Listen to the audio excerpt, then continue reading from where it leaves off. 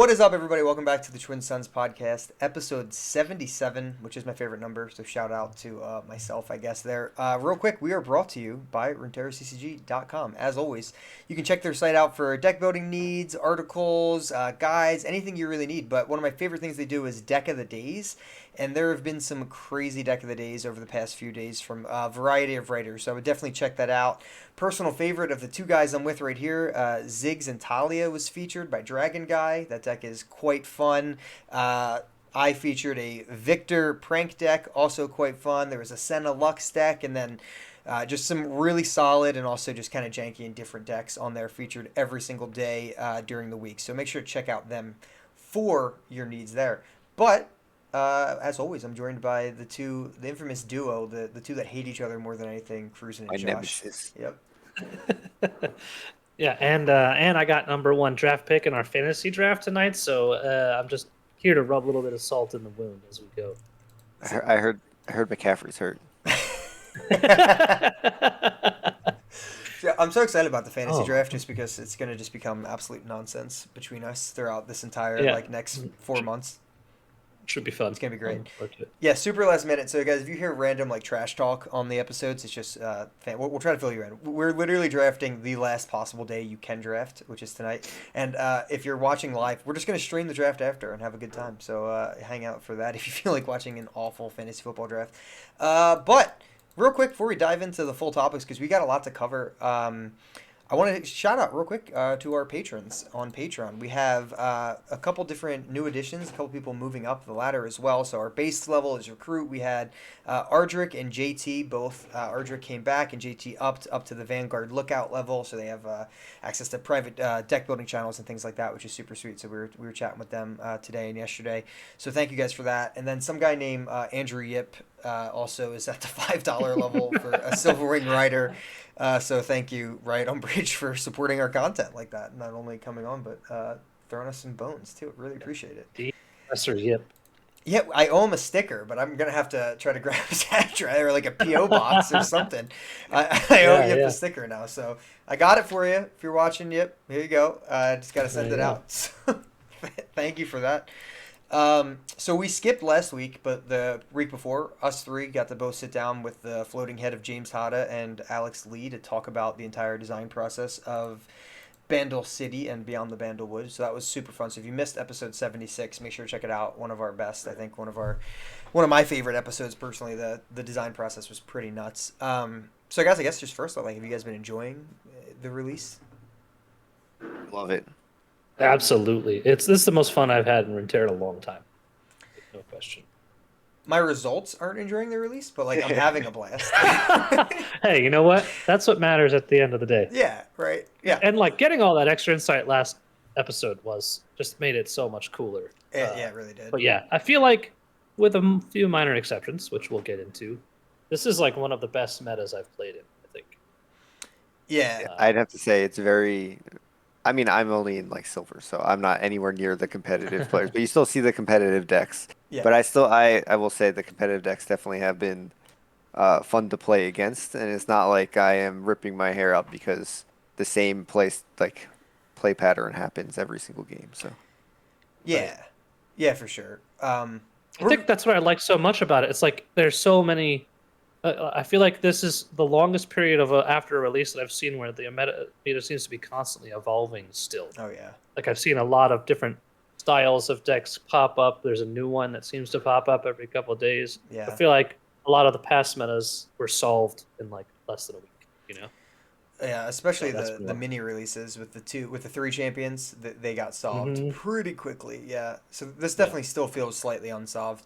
I guess before we even get into the full discussion there, we really should talk about the balance updates that also kind of lead into this, right? So they did have the world's first stage qualifier, which we'll talk about in a second. But before we actually got that, we got a couple balance updates to the game, and it was actually a hot fix. It was not expected. We covered before that the patch said, they're not really planning on releasing a big balance patch with balance updates until October, but they did say that they were willing to do things if they needed to, and they did feel the need to step in and make a few changes right before Worlds. So I guess first off, In my opinion, I think the timing could have been a little bit better. I think it only gave the Worlds competitors 3 to 4 days to play with those changes. But at the same time, I think it was a really good thing. I think it made that a lot healthier of a meta going into Worlds personally. But what do you guys think about the timing of the changes? Are you happy they happened or no? Well, Uh, since I'm not in Worlds, I'm going to say I didn't care about the timing of the changes. But for the people that were in Worlds, I will say it was a little rushed, you know? Yeah. It's a little, for the people that were using the Shrima, the Sivir decks, it definitely comes at, you know, like 3 of their power sources were just like, bam, right off the board. yeah. So people could have been scrambling. So in that regards, you know, maybe it could have been, you know, a couple days before. For me, I thought it was great. Yeah. Yeah. Like I'm happy they happened. I'm mostly happy with the changes themselves, Yeah. but I was not very happy with the timing just because, and like obviously I didn't qualify for Worlds either, but like for you know, I supposed hopefully, you know, competitive esport card game, like it would be different if they told Worlds competitors your meta is going to change a week before Worlds. Right. Right. Like I don't mind. In fact, I love fresh meta tournaments with top players because you get to see a lot of creativity and deck building and things like that. But like, you know, these competitors had been practicing for weeks For sure. because Yeah. they were told this is the meta you're going to practice in, and then it all really got thrown out the like. I know it was only a couple card changes, but it had a huge impact. I feel on the meta overall, and so yeah, I'm not super happy with the execution on the timing of it, but I am glad that it happened. Yeah. Yeah, I think it definitely made the tournament a little bit more interesting. Like I personally didn't watch a ton of it. Not that there was an official stream, which we'll talk about in a second, but I didn't watch a ton of it, and I just from seeing the lineups that got posted, I know there are more various now post this hot fix than they would have been before this. I mean, it definitely hit Mm-hmm. some key top contenders that were probably not going to be the most fun decks to watch. Realistically, who levels their Sivir first is Especially because we've yeah. been watching those matchups for months Right, now. great point. Yep. Yeah, it kind of So just was the last seasonal that wasn't that long ago, and yeah, so plus those card changes kind of hit my baby Ziggs Talia, so I was a little sad about it. yeah, so But it was weird because they hit in the middle and like it hit these major decks, but they had a lot of repercussions throughout everywhere. mhm. I mean, in particular because Shurima got hit so hard. So I'll see if I can pull this up here, but we actually have the first change here is Shape Stone. If I can get it to go, all right, I can't get it to go. Screw it. So we have Shape Stone, which is a 1-drop +3/+1 if you've played a landmark or if you summoned a landmark. It got put down to a +2/+1. One of my favorite, like, actually just one of my favorite combat spells in a long time in Runeterra, but it did feel slightly over the top in power level in Yeah. decks such as Sivir Action in various forms. So, yeah, I get the change. It definitely, like you said, hurts though because it's one of my favorite cards. And very warranted. Yeah. Like all of these changes were warranted. It's just sad that it had those, secondary effects on other decks that weren't the main target. Yeah. Josh, you're a big Well, Shapestone fan, right? yeah, I mean, +3/+1 was kind of crazy. So like Yeah. you have something like I just had the name, the +2/+1 draw a card spell and Targon. Yeah, Pale Cascade Yeah, Oh, Pale Cascade. okay. You have that, which is a 2 cost and has a stipulation. with Nightfall. This, Yeah. Yep. yeah, and then this is a 1 cost and it has a stipulation, but the decks that run it, it's like they're getting Right. a landmark turn 1, turn 2, so it's like it's not even Yeah. really a stipulation. Um, Yeah. so then they're getting +3/+1. I mean, 1 stat and 1 card draw, and then it's like -1. So it's like the value for comparing those two is pretty crazy with +3/+1 versus +2/+1 for a card and a stipulation. So I think it definitely was warranted just because of how the value and the amount of trade up that it had from low cost units. Yeah. Auction definitely increased this card's value like crazy for, I mean, two reasons. Is one, like you said, like the stipulation kind of became irrelevant. Maybe right when it first got released, it was relevant, where there wasn't a ton of ways to generate landmarks. But now you have Rockhopper and Auction both on 2, who give you a free landmark on curve with a unit. So that kind of sends it up a good bit, as well as multiple other cards that give you landmarks that came out since then as well. But then you top it all off and you just say, oh yeah, this also helps level auction because it accelerates your palace as well. So yeah, the card definitely got hit mainly because of that deck, but I think I agree, Josh. I think it probably would have ended up getting hit even if that deck didn't pop off as much. The value here is pretty bonkers. Yeah, I'd say so. Now, yeah, and I feel like the part of the thing was they had some cards in Shurima that were a little bit higher on the power curve because it was a new region and there weren't as many options. And now that's kind of caught up. You kind of have to pull back some of them for Shurima not to get out of control. So yeah, it makes sense, and it's still a good spell at what it is now. Yeah, that's what I was going to ask next. Is it's still playable, which is actually a great thing. Yeah, I think. Kill it. I'm glad. So when it was +3/+1, I mean, I don't know if people are running Unleashed Energy at all, but if you're running that, landmark, the breaking landmark archetype, I could see, you could make a decision whether you want to run Shapestone or, the Unleashed Energy now. Right. When it was a +3/+1, it's like, why would you be running Unleashed Energy? Yeah, fair point. They might be actually running that more now because of this cutout down to +2/+1. The next one is I mean, is just the biggest boy in all the history. I mean, he became a living legend as a meme for every single card that got revealed during Bandle City was just another gift for Renekton. So we finally have the Merciless Hunter Nerf. We've talked to the designer there, Riot Major, and he admitted this card was definitely coming out to push a power level. They wanted a 3-drop that was strong for Shurima, but also unique for what Shurima has, which is granting a lot of vulnerable and getting units into combat. And they definitely pushed the mark with it. It's now a 4/2 instead of a 4/3. It still has Fearsome. It still grants an enemy vulnerable on play. Card is still amazing. It just can die to a Mystic Shot. It can die to what's the group shot, right? The new Bandle City card that does 2 damage. Yep. So it can die to a few more things now, and it just makes it a whole lot more, I guess swallowable of a card to deal with. Interactable. Yeah. It's way better than swallowable. Way better word. What do we think? Do we think this, I mean, definitely warranted? Where do you think the card, I mean, I think across the board everyone thinks this is warranted. Where do we think the card lies now? Still playable? Still very strong, in my opinion. Yeah. I think it's a great nerf. Like, it puts it in the right spot where it's not as broken, but it's still a super strong card. And I run 3 in pretty much every Shurima deck I play. I think it gives the spot. So, it was when it was a 4/3, it was so far above all of the other 3 drops in any deck that you're pairing with Shurima that it kind of made that 3 spot feel pretty bad if you weren't running Merciless Hunter. But now at 4/2, it's just the same with Shapestone.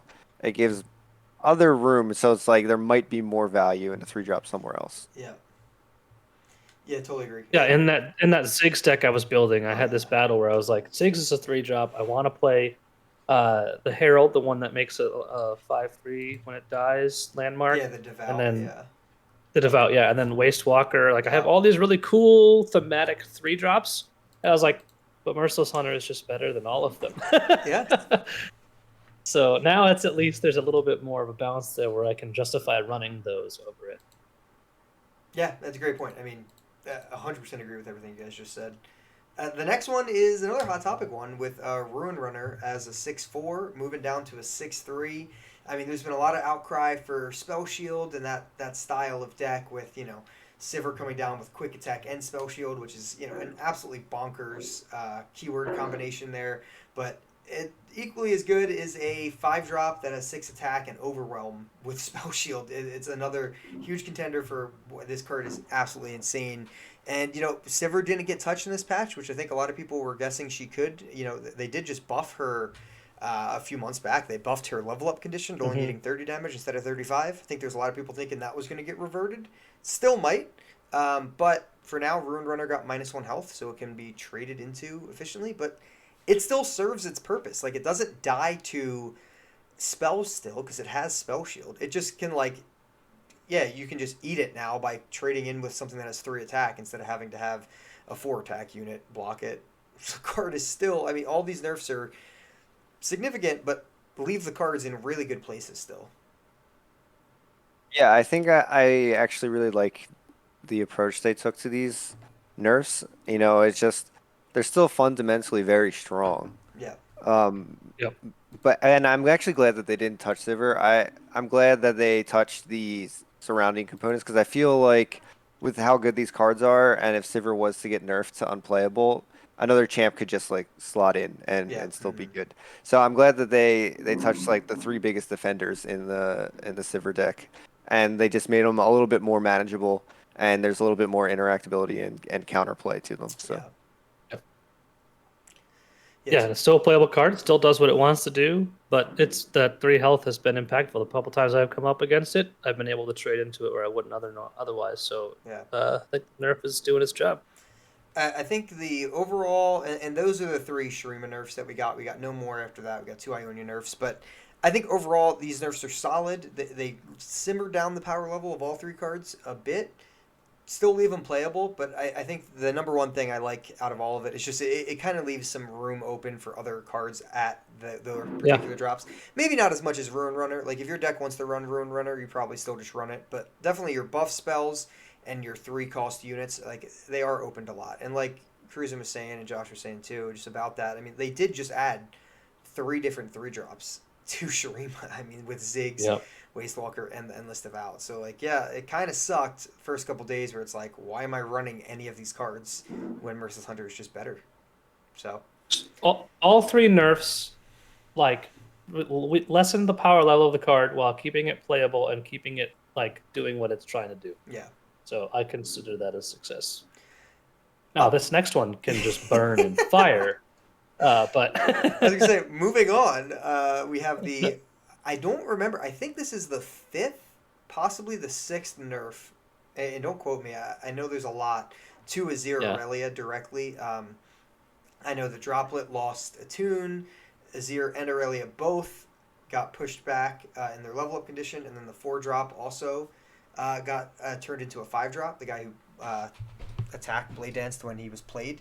So those are 4, and I believe this is just the 5th. There could be another one, but it's the Flawless Duet, Aurelia's spell that she makes when she gains the attack token, but also the spell that the Recalling card makes as well.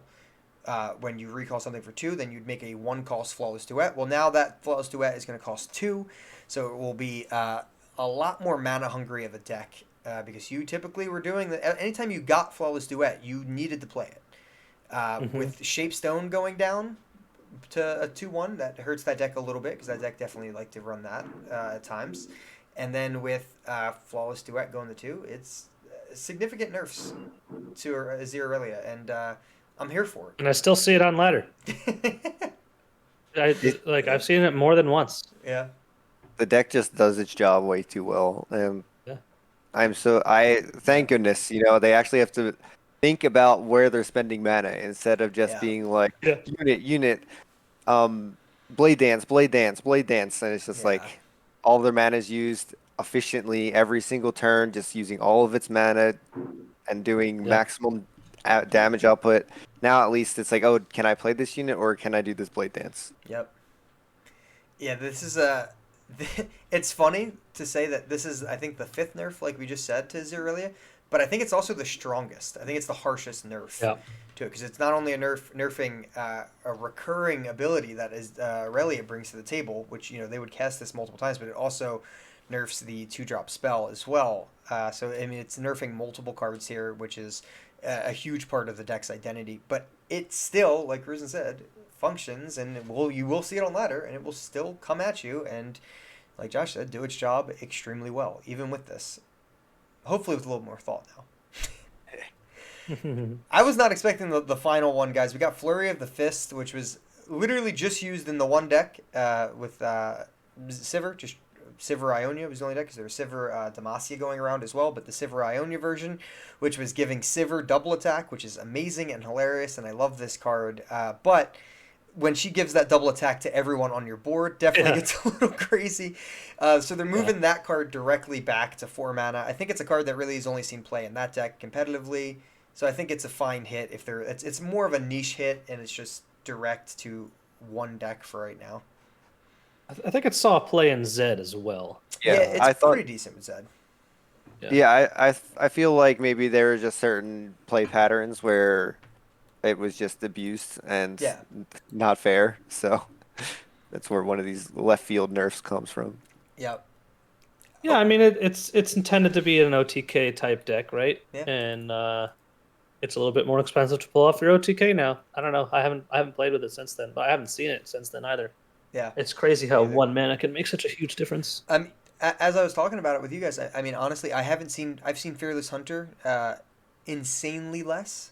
Like, I mean, I was Merciless Hunter? Merciless Hunter. Sorry, yeah. Oh, okay. Way less. I mean, absolutely way less than I normally did. And Aziralia, like Kroozin said, I mean, I've still seen it here and there. And it was simmering down anyway. It wasn't like the most played deck anymore right now, but it was still seen. But I've seen that a lot less, and that's a 1 mana harsher nerf. But just even these little tiny nerfs, they're very significant, but it really shook up that whole meta and let Worlds really shine. I do want to go through really quick just the rest of the patch that we have here.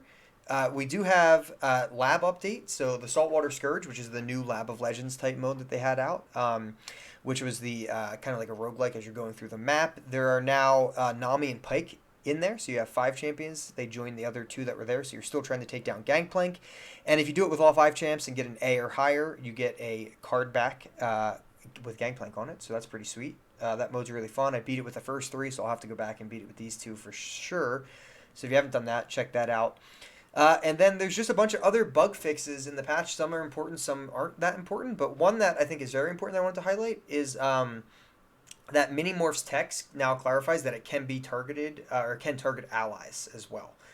So that card's definitely changes the card a lot. I mean, it originally said can only target enemies, but they did print it with intention of doing it being able to target your own allies, which is a buff in a way, because you can essentially now just make your 1/1 a 3/3 for lethal, or you can do some other funny stuff. So I think more cards should say that. And there was a big discussion a couple days ago on Twitter just about that, you know, why can't I shoot this thing myself? Why can't I do this myself, etc., etc. And there are definitely reasons, because there's some things that can become broken, but I think Minimorph adding that, I think it's actually pretty cool.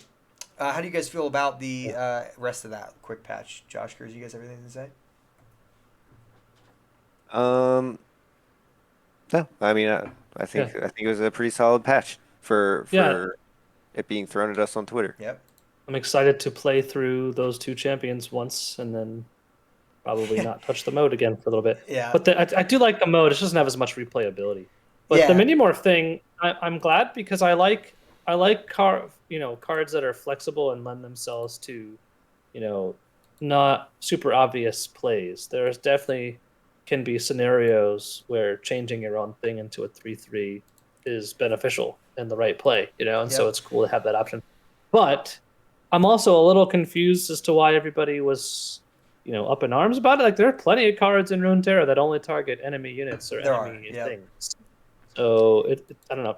It doesn't seem like it's that crazy that it was balanced around that, but I'm also happy to see it be all target allies. So Like Eldis is saying, he's excited for more Saltwater Scourge, and then Crunch on the other side feels like a miss. Yeah, I think us 3 were big fans of Lab of Legends in general, and we covered this on a podcast a little bit ago. Saltwater Scourge is super fun. It just definitely doesn't have as much replayability as Lab. Lab I could go back into all day, even with the same enemies, which is kind of crazy that it had that much replayability. But we actually did cover that on a couple podcasts ago. We had a whole thing about it. It was super fun to talk about. I mean, those modes, I can't wait to see what else they have coming too. We'll go quickly through Worlds discussion real quick, guys. We're not like the most hyper competitive podcast out there, but there's a couple things that I definitely want to talk about. I mean, first off, the communication around Worlds, and I'm all for using any little platform that we have to try to boost things that definitely need to be said to devs and also just said to other players as well. And it was a very big concern. A lot of the communication behind Worlds was not all that great. People weren't knowing if they were in the tournament, if they were on the wait list. A lot of that was going on. The format, the exact dates, the exact times. There's a lot of weird things happening. Even some regions had like their time zones messed up, where it said it was this time, and then they had to like ask on Twitter, and then it was like, oh, sorry, that's 3 a.m. your time. My bad. It's actually at this time, and they had to fix the different things. So there's a lot of just weird communication stuff going on that could have been a lot more clean. And this was just the qualifiers. Obviously, the main event now, they're going to have their top 16 players compete in, which we know the bracket, how that's going to work is a really weird 3-person little round robin, or 4-person round robins individually is how that's going to work. And like top 2 are going to move on. They put that out a long time ago. That's pretty sweet, but they didn't stream the qualifiers, and the qualifiers were like a 2-day event. And huge shout out to Caster Boulevard and also Jay Doza, who we've had both those guys on the show. They're both super nice guys. They did a ton of groundwork. I mean, literally found the people who were streaming the game, which you were allowed to stream it if you were playing in it. We had to put a 15-minute delay on it. They found as many streams as they could for every region that they could. Remember, C and Asia are combined, so it was just 3 different regions with EU, NA, and then C and Asia combined. They found all the streams they could and literally streamed back-to-back 2 days in a row, as many games as they possibly could, barely slept, and just so there would be something for people to watch. And This is Worlds qualifiers, right? Like the biggest tournament we have yet, and people didn't even know what was going on. It wasn't officially streamed, so I think that's a huge miss that I was pretty disappointed in for sure. Yeah, I don't know. I mean, Kroozin, anything else to say with that? It's just such a huge miss, and it's so sad to see. Like, I consider myself now. I was nowhere near actually qualifying for Worlds, right? I think, although as a side point, like it would have been nice if they were to have posted like a full list of seasonal tournament points, just so like people like me could have an idea of how far off we were. Just to like get that. And they posted the top 100. I want to say 3 days before, but like. I don't know, for Riot, a company who has the most popular esport in the world. Obviously, they have experience running events and tournaments and organizing all of this kind of stuff and marketing it and hyping it. And like, if you want Runeterra to be successful in that realm, like, you know what to do. I have no understanding of why they would have dropped the ball this hard on something like it's your first ever World Championship for this fantastic game that I feel like could get a lot of popularity if marketed correctly. I'm just dumbfounded. I really don't understand how this happened. But I'm sure they're going to go hard for the top 16 for like the finals of Worlds. Sure, I'm which sure is they're great. going to do it, and which is exciting. Yeah, it just definitely seems like they could have done something here. I know there was a situation where Battlefy was kind of running it, so they kind of did like a third-party thing where they ran a lot of the tournament, and that actually caused a lot of confusion. Like there's a situation with Kevor, who was out there, who was on the wait list. He was like 3 down on the wait list, and they knew 3 players weren't going to make it. But the wait list was weird. It was, and he wrote a whole post. If you're interested in checking that out on Twitter, you can. But essentially, the wait list was based around who's going to get in. Is it going to be seasonal point holders? Or is it going to be ladder point holders? Or whatever it was going to be, right? You had different people on different wait lists. And he knew, and he checked with the TOs and the rules, and he figured out, okay, 3 people are missing. I'm third in line. I will get in. And brackets came out at 5, and he was in. And then they put it up like 2 minutes later. They redid the brackets, and all of a sudden he wasn't in the tournament.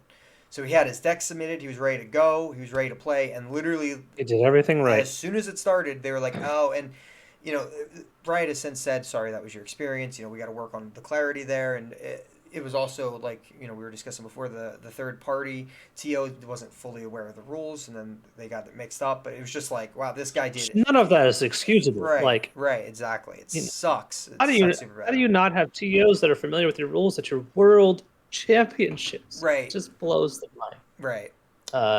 Yeah. So next time one of our listeners tells us we're too easy on Riot, this is me not being happy with Riot. Don't worry, it will still happen. It will definitely still happen. Josh, did you want to add anything to the world situation? Yeah, it's kind of weird how we have this late patch and then a like unorganized worlds qualifiers. So like I'm not sure if maybe just like scheduling became an issue and they were just trying to hit like a promised date. Or like a promised time. So like they were just like throwing things together and on the back end of things weren't as smooth as possible because we haven't had they've said that they want to make sure that people playing for tournaments have time to research the meta to practice with their decks, and then all of a sudden it's like, oh, this patch comes out, and then they don't have time to research the meta and practice their decks. And then we have these qualifiers that it's like a mess for a lot of people. So I'm just thinking that maybe there was some scheduling issue that pushed back a couple timelines, and then they're scrambling to get everything Yeah. working to meet their date that they promised. Yeah. Yeah. And you just feel bad because there's these competitive players have dedicated the better part of the past entire year preparing for this. Yeah. And especially, to just be kicked out of the tournament when you were supposed to be in, like, I can't even imagine I'd be. He handled it very well though in his defense. But he did, just brutal. Yeah, I mean, he Anyway. wrote up the whole situation, got it out there. Yeah. Obviously, there's nothing you can do now. It's not like they can just Right. oh yeah, you're back in the tournament after it got competed. It sucks, but it's the biggest thing you wanted and what you got is just like, hey, recognize how bad this went on this front. Right. But also, there's people out there Fix. saying like, this was the worst rent thing ever. We shouldn't have even had this. That's an awful take. Stop. Yeah, no, we're it's still too- growing. yeah. You're going too far. Yeah. It could have been ran a lot better. It's still helping grow the game. It's still a chance for Yeah. a lot of good players, competitive players, to compete for a lot of money and on a big platform. That's going to happen. Yeah. So, all right. So I do want to discuss Bandle City in general. You know, like I said, we had the designers on, so we didn't really get to talk ourselves too much about all the cards. And then we skipped last week, just recovering from the interviewing process of all that. So I want to just talk about Bandle City, our opinions so far. And I think the most fun way I can think of doing that is just each going through and picking a favorite and least favorite card, and then just kind of describing why we think, that we have those opinions for those. So any volunteers? Josh, Kroozin? You guys want to go first? We'll start with favorites. We'll start on the fun side of things. Yeah, I have one favorite. All right. Okay. So my rule, I'm not picking a champion, otherwise it would just be Ziggs. Fair. But Agreed. one of my favorite cards to play with right now is Hidden Pathways. Yes. Since the start of the game, if anyone remembers, I had that crazy Shen Noxus deck that was just all about drawing cards. Since the start of the game, I literally love just card draw, and now there's plenty of it. So it's like I love TF. I love, just finding ways to make my hand huge and do nothing with it for some reason. But Hidden Pathways is, I at least have there's a deck stipulation. You have to create cards to make this to enable this. But cost 3 for draw 2 in the right deck, I love it. Yeah. Card's nuts. I'm a no question. Victor fanboy, so that card's like my favorite thing. But I think it's a good point. They hit it. It has like a interesting stipulation. It reminds me a lot of like Whispered Words with the Reputation card, where it's like, all right, I can spend 4 to draw 2, but if I met this standard, I love that card too. yeah, that card's getting some play outside of, because some decks just really need draw, but it's really good value in the decks that it works with. So it's same thing with Hidden Pathways. It's I love that design. I really do. Yeah. Good pick, Josh. Thank you. For me, I had a couple rolling around as possibilities. I stole one. As I say, my first instinct was actually the one Shane had already claimed, so I'm gonna save that one for him. Like, I was thinking, because my favorite deck has still been Ziggs Talia, so I was thinking things like Unleashed Energy or Wastefucker, but I decided to go with a card that it's weird calling it my favorite because it's messed me up so many times, but I really like Aloof Travelers in general. Oh God, get him off the cast? Are you saying he's going to put it as his hated card? I think he was. I considered it. That's why it's so funny, because it could simultaneously but be my least favorite. Oh wait, yeah, we did talk about that before the show too. But like, it's such. I always like hand manipulation, and while it screwed me over a couple of times, I think it's a cool concept of hand disruption without totally wrecking entire strategies or whatever. Yeah, if that makes sense. But I could also very easily put it in my most hated card. It's a weird card. I definitely just heard a sigh from like every listener. Like, is this guy joking? I mean, that card is hated by a lot of people. I know. I know. I do like the design. I do like the design. Right now, I mean, I might end up hating it. All right, so the one I took was the Herald of the Magus. I'll read him out, just because I know not everyone knows all the cards by name, and I'm still learning them as well. But it's a 5-drop 4/4 Shuriman card. And it's when I'm summoned, if you've destroyed 4+ allied landmarks this game, grant your champions everywhere +2/+2 and overroll. Stole it right from Kroozin. I mean, it's crazy good in his Ziggs Talia deck that Josh and Kroozin both were loving.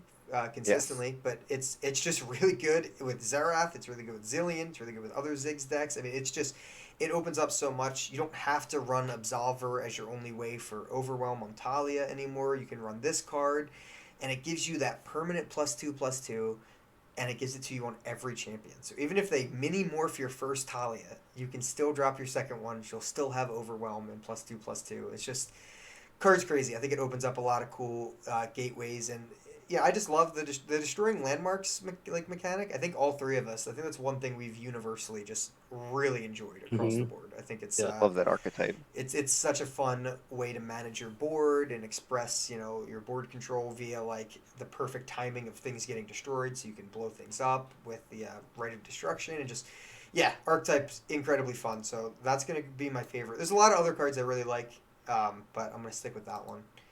Josh, you want to just go around the circle? You want to go to the least? Well, I just want to say for the breaking landmark archetype, I have literally gone across the whole spectrum. It's been Xerath Zillion, Xerath Ziggs, Talia Xerath, Talia Ziggs, Xerath Malphite. Like literally.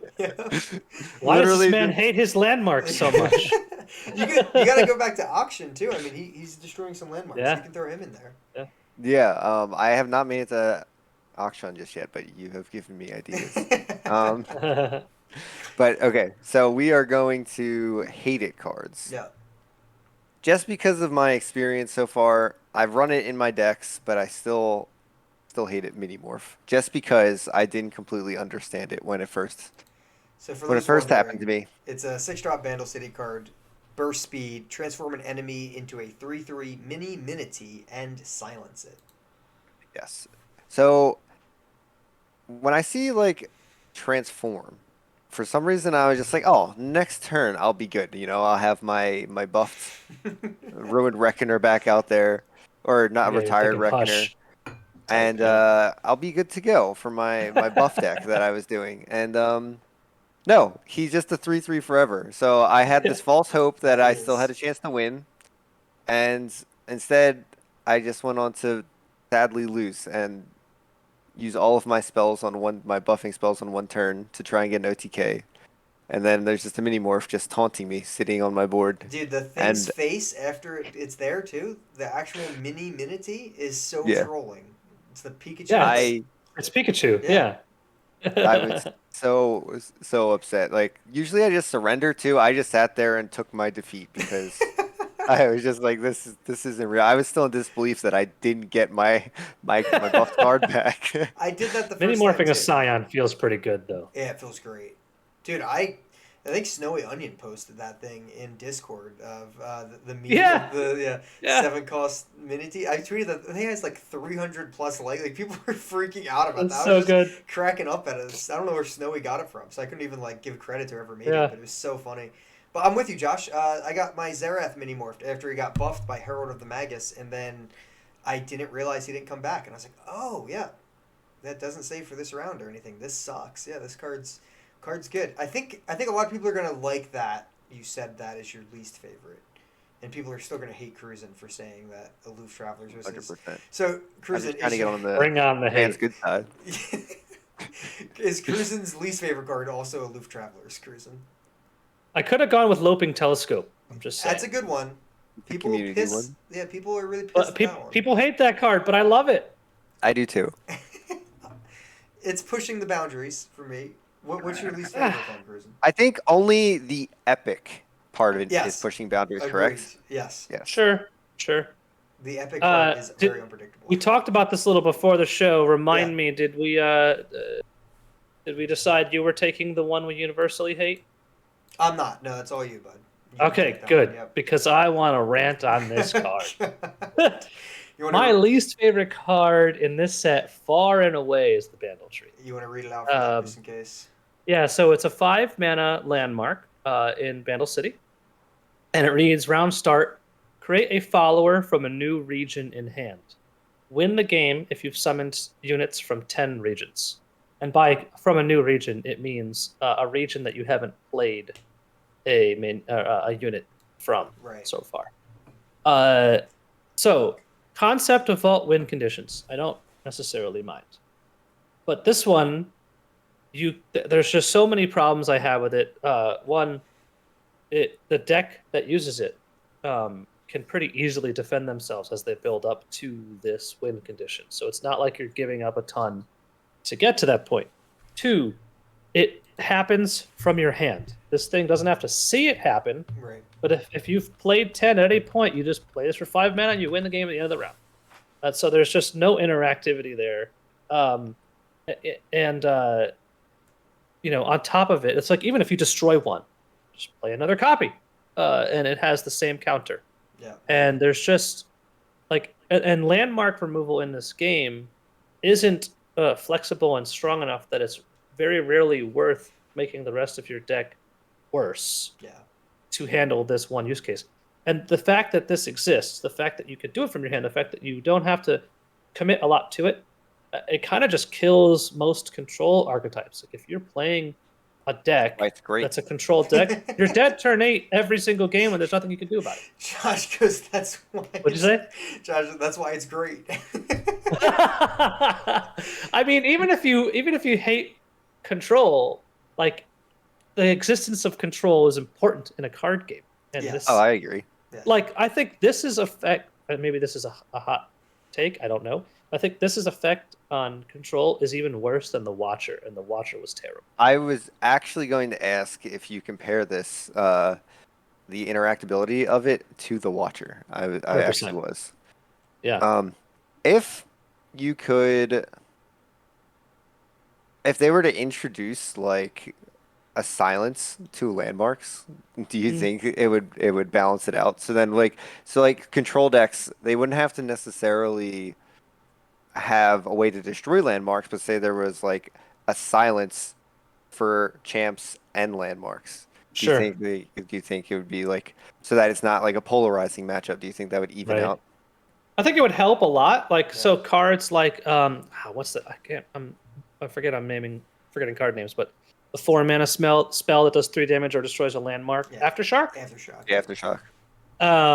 Stuff like that's flexible and can be used, then that would help a lot. Yeah. And then Extra J in chat is asking how to change it to be better.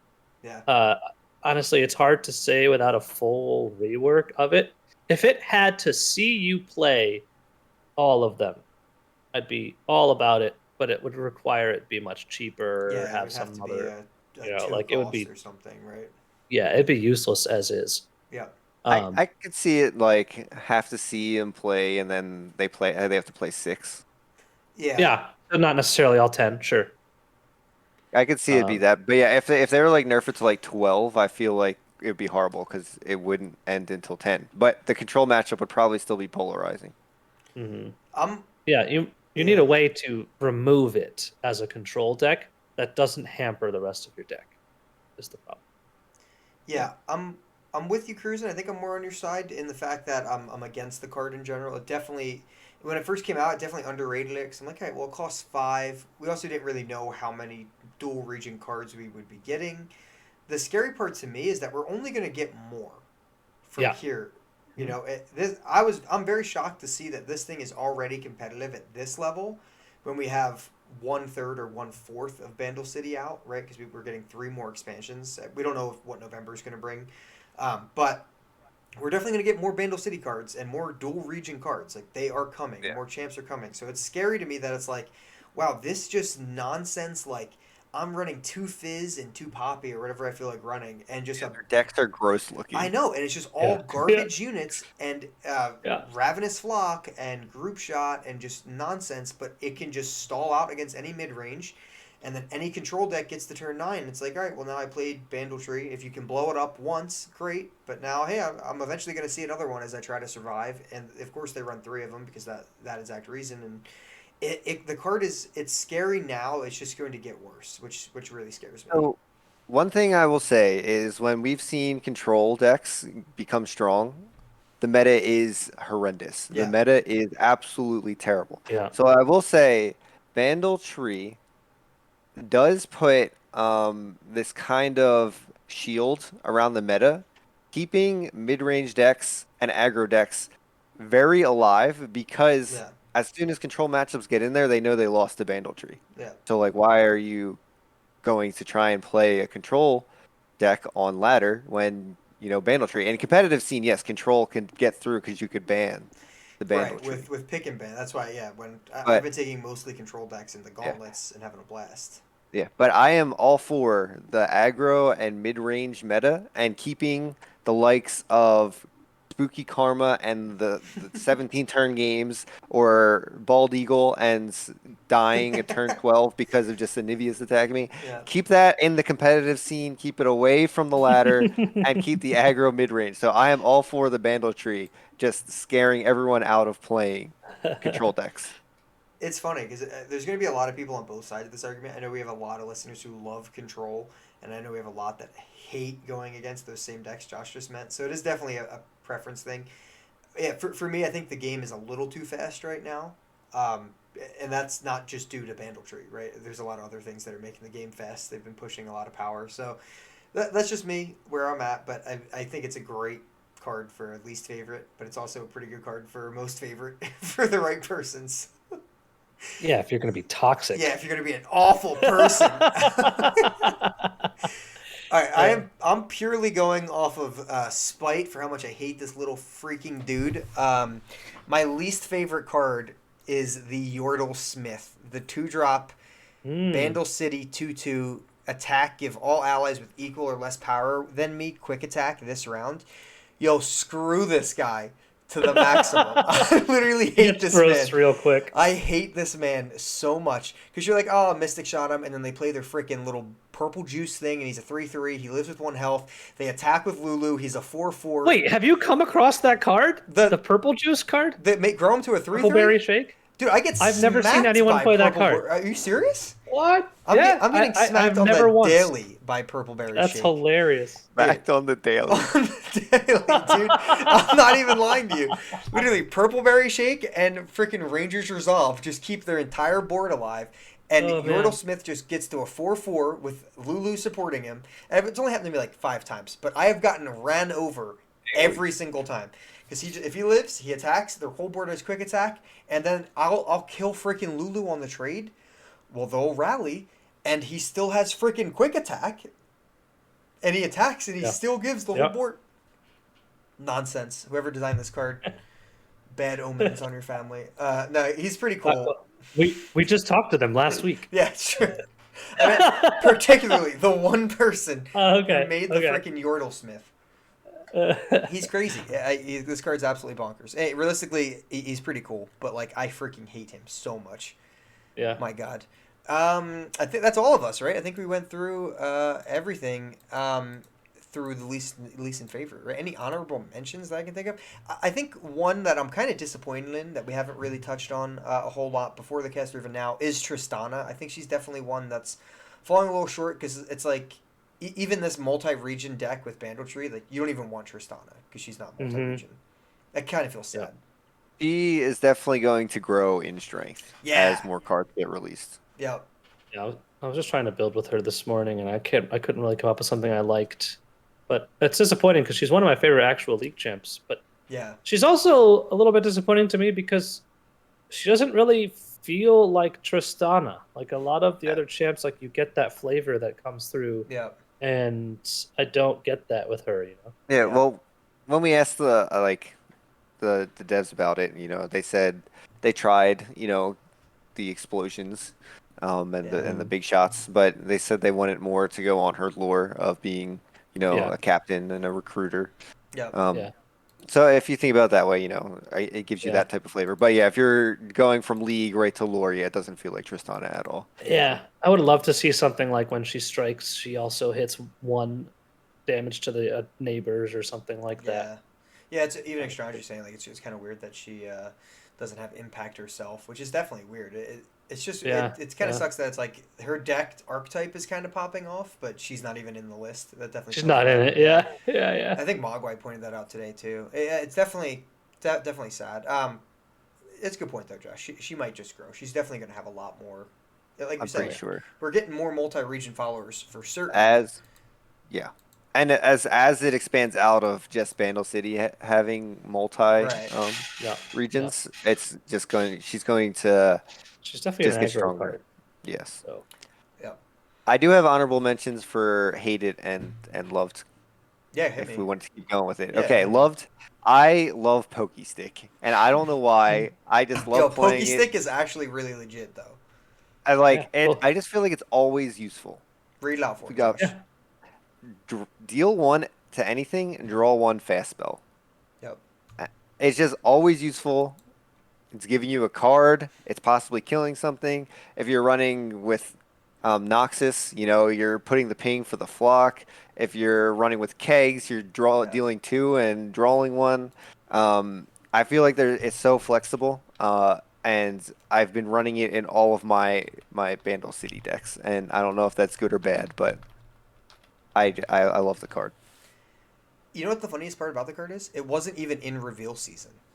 Like, do you remember? It was just like the one hidden card. Like every other card got spoiled on their official Twitter, and they're like, "Oh, we Yeah, forgot yeah. Pokestick." And everyone's like, "Yo, this card's legit." Like, what the heck? I remember I was watching, I think it was Swim's stream, Yeah. and someone in his chat was like, "There's a card called Pokestick," and he was like, "Haha, very funny chat. There's a card called Pokestick," and then he pulled it up. He was like, "Oh my god, yeah, no, there actually is." Yep.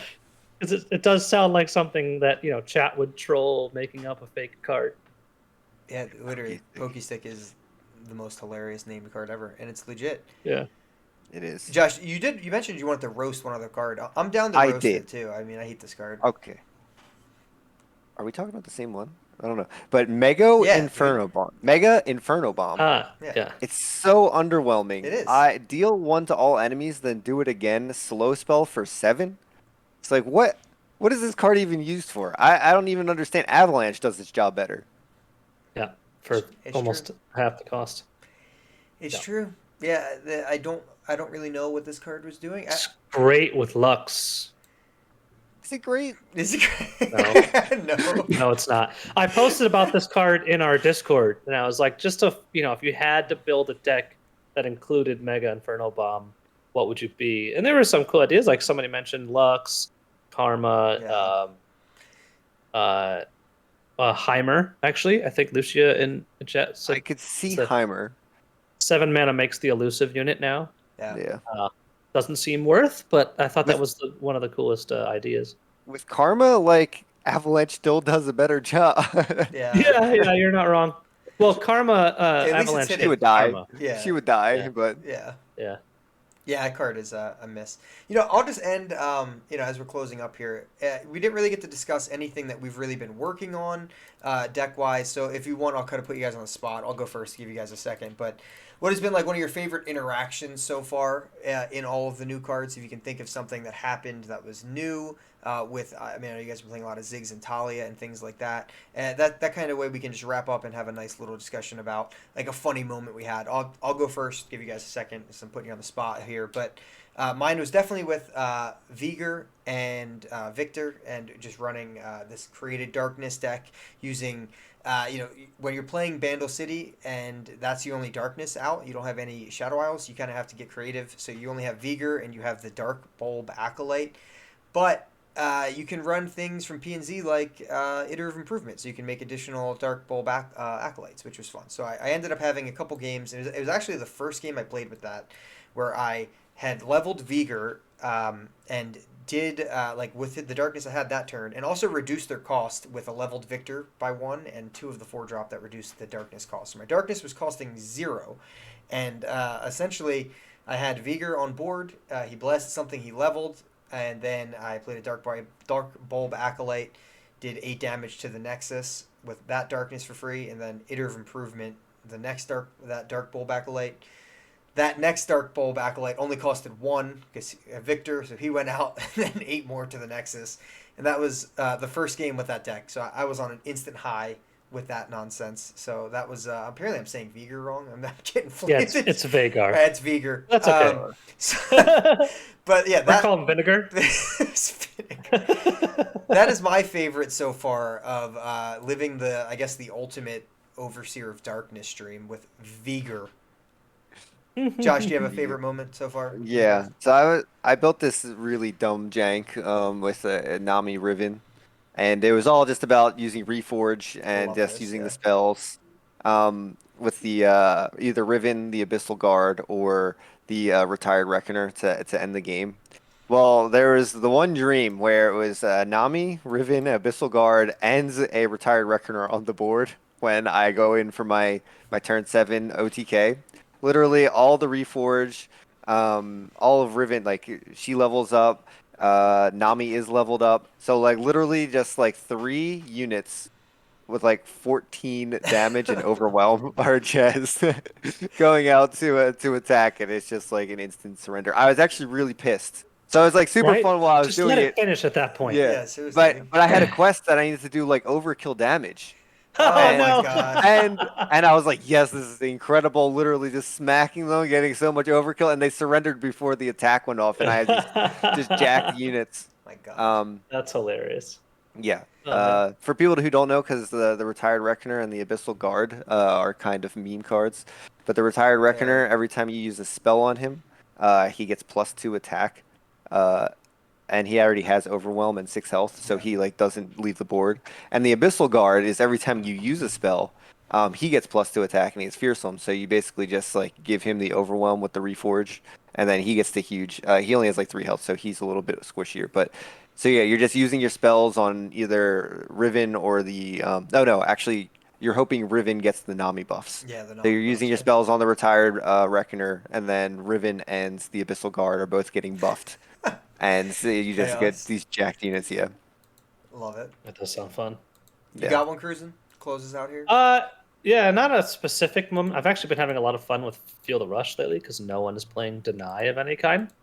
That's true. But my favorite moments have definitely all been with Talia Ziggs.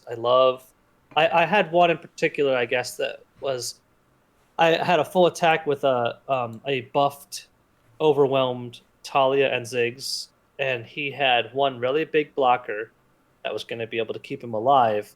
And I knew he would have to block with that big blocker on my Talia in order to survive. But I had a Hextech, Hex Mine, the 1 mana landmark that when it's destroyed, it stuns. And so I knew like he needs to block my overwhelm unit in order to survive. But I had Unleashed Energy in my hand, which is the 3 mana, destroy a landmark, give something +4/+2. Yeah. And so I attack, he blocks, and then I was able to, in response, buff my Talia and stun his blocker so that all of the damage went through for lethal. My god. Super fun interaction, stunning mid combat like that. Burst speed stun like that. Yeah, the burst stun The burst is spun, something. baby. Yes, is I just something that love. I experienced. So I experienced it day one. I was like, "Holy crap! This is this feels." That was a my little... first thought when I saw that card. I was like, "There's so many cool interactions like that, like the Devout, insta like burst, destroy your landmark, and open attack with it. Yeah. All that kind of stuff is 5/3 with Fearsome. Yeah. Yeah. Yeah. Minefield's nuts. Well, guys, that will do it for episode 77. We have plans to come back next week, and we're gonna continue right now. If you're here watching live, we're gonna do a fantasy football draft where there will probably be more trash talk. I already started. I came in hard. There's only 2 people in the group, and I was already going Just for the it. commissioner and our one friend. Yep. And he just. I was just going for it. I was like, you're all going down. I figured the chat log will stay there, so they can go back and read my trash talk. It does. Good to know. So we're going to get going on that, guys. But thanks for tuning in, and we'll be here next week as well. Until next time. See ya. Thank you for checking this episode of the Twin Sons Podcast out. If you're looking to support us in other ways, you can check us out on YouTube at the Twin Sons Podcast. You can also check us out on Discord. Join our Discord where we have tons of great discussions and keep you posted on all of the content we make. You can follow us on Twitter, which is just twitter.com/thetwinsonspod. You can also follow our co-hosts, Kroozin and Josh, and even Mikey, all on Twitter as well. All of those links will be in the description of the video or the podcast that you just listened to or watched, as well as Twitch streams. We have all 4 of us are also streaming on Twitch occasionally, so you can feel free to dive into those. If you want to support us on Patreon to go even a step further, feel free to head over to patreon.com/thetwinsonspodcast. We have a bunch of different tiers there where you can actually get different upgrades and different support for the show and actually get some nice rewards as well. And finally, if you want to check us out on Teespring, we have a bunch of cool swag based on the logos that we've had made for the podcast over the life of the show itself. So thank you guys again for all of the support, and catch you next time.